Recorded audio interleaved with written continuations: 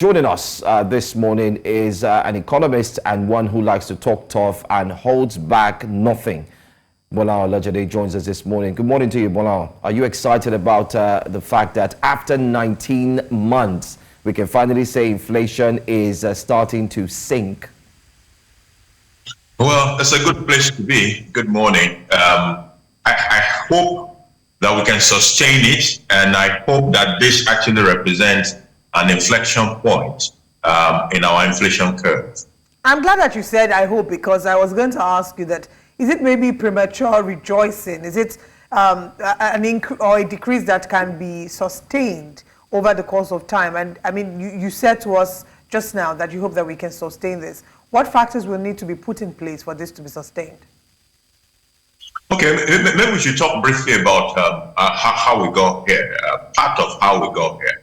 If you look at last month's inflation, or if you have observed the inflation figures over the last 4 months, what has been happening was that inflation was increasing, but it was increasing at a decreasing rate. So let's say it increased by 4% 4 months ago, then it went to 3%, the month after it went to 2%, the one after it went to 1%. So we're bound to, at some point, if that trend continues, we'll get to a flattened curve and then an inflection in which the curve will take a turn. So this might have been what has happened, and it is still being led by that prime suspect, food. Nigeria is coming into a harvest season. As products are being harvested, a lot of them becomes more abundant, more available, so the supply improves. If supply improves, it will have an effect on the price. And because food inflation has been a leader of that composite inflation figure that we have, anything that will reduce the price of food or some of the key food items will definitely affect the inflation. So if you look at the breakdown, you'll see that the food inflation has gone down. And when it goes down, it drags the entire composite figure, it drags it down as well. So it would depend on what we do with this food inflation. For example, if we sustain and ensure that the harvested products are available to our people, and the people did not come from Niger and Burkina Faso and bought everything and took it to their country while we don't have much to eat around here.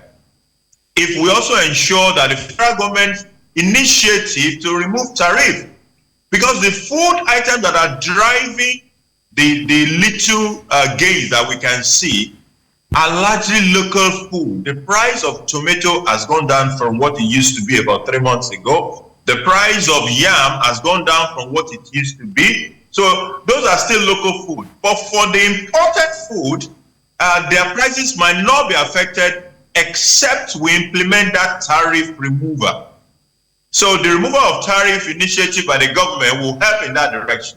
So essentially, the sustainability of this gain will depend on how we manage the process. Are you talking about the policy that the president did speak about, talking about how he was going to remove tariff from imported food products, or is it another policy? And I want your thoughts on that, especially because we saw that there was a lot of kickback against that. Local farmers complained about how this would affect them. We saw a number of farmers who said that they had even borrowed, taking loans to be able to produce locally, and they wonder what will become of their production. The chairman of the AFDB as well was one of the people who had criticized this, saying that whilst he understands the spirit behind this, but he worries about how it would affect the local production.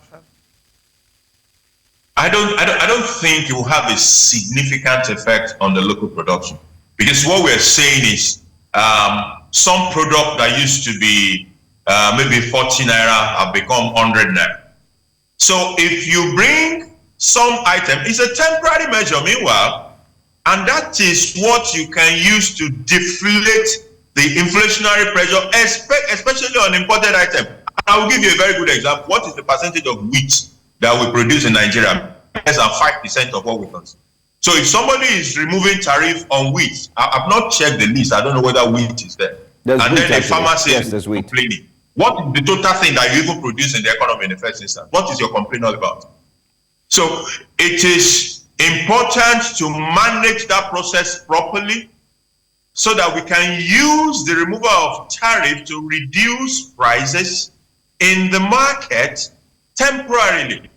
But sustainability is still an issue which we must work seriously on, because you cannot remove tariff forever. It will only be for a few months to deflate the prices. 150 days. I think last I checked it was about 150 days. It's about 150 days, and most important, others have even asked that it should go beyond 150 days. But let me also ask you.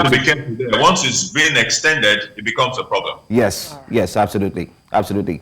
But apart from the extension, which might end up being a problem, like you've also highlighted, let me ask a two-way question. First of all, what's the impact of the removal of these tariffs on local production? That's one. Secondly, the former CBN governor had given his kudos to the current CBN governor. I'm talking about Sanusi Lamido. Sanusi has given kudos to Olayemi Cardoso's policies. Can we say that it's high time we cut the APC some slack and say, yes, the policies are starting to kick in? Or is this rather just one of those lucky moments that Nigerians shouldn't really hold on to, because we do not know if inflation would come back again?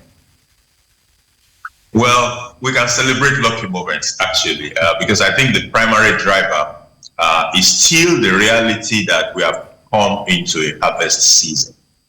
So that is not exactly about what government has done or what government has not done. What government can now do is to complement our good luck by ensuring that it becomes sustainable, that it's not taken away from us by whatever forces are in that space. Very, very important. The key driver actually has nothing to do with the CBN policy. CBN is using the tool that is available to it to drive down inflation. That is what CBN is doing as at now.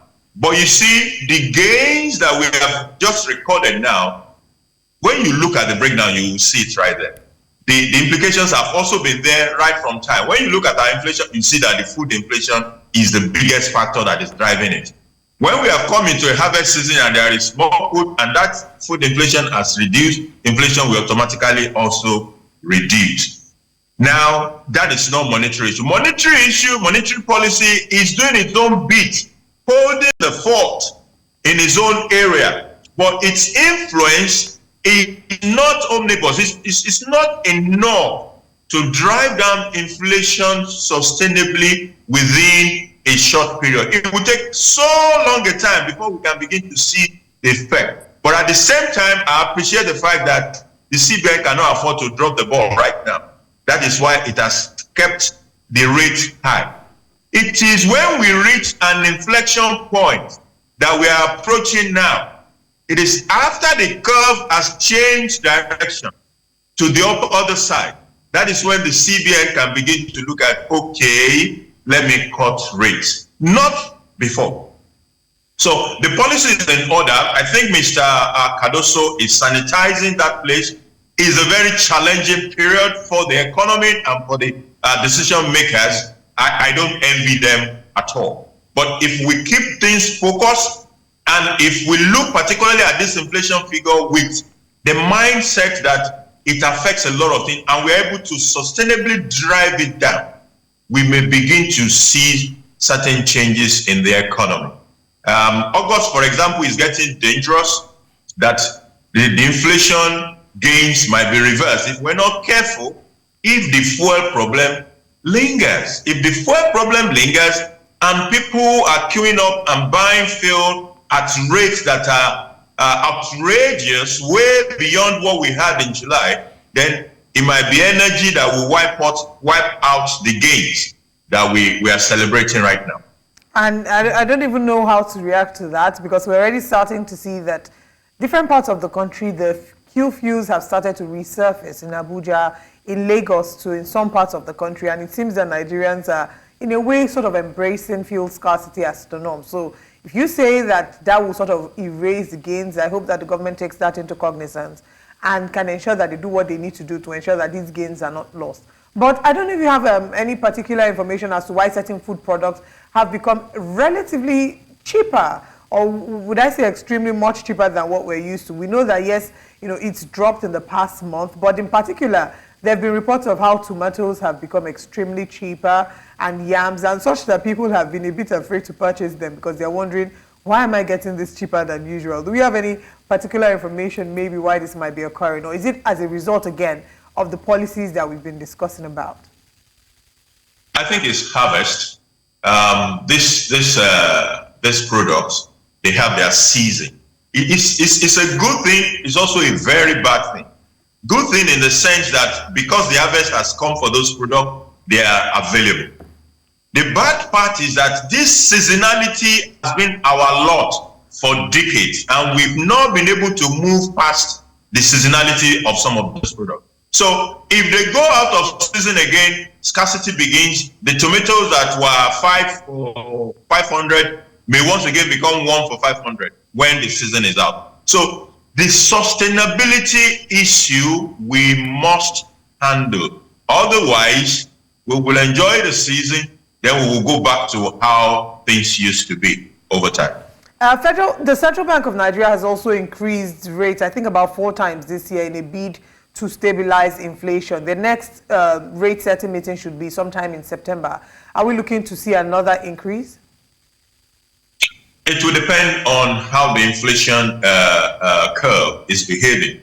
So if things go in the direction that we have seen in July inflation, then most likely you're not going to see a rate hike.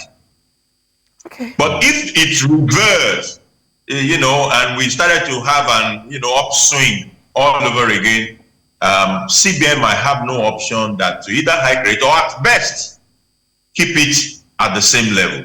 So the driver, the incentive for CBN to want to start to cut rate is that the inflation curve has reached a point of inflection and has changed direction. That is the incentive for CBN to take that. Lovely. So in your final words, Mr. Olojede, we can say that Nigerians should start celebrating now.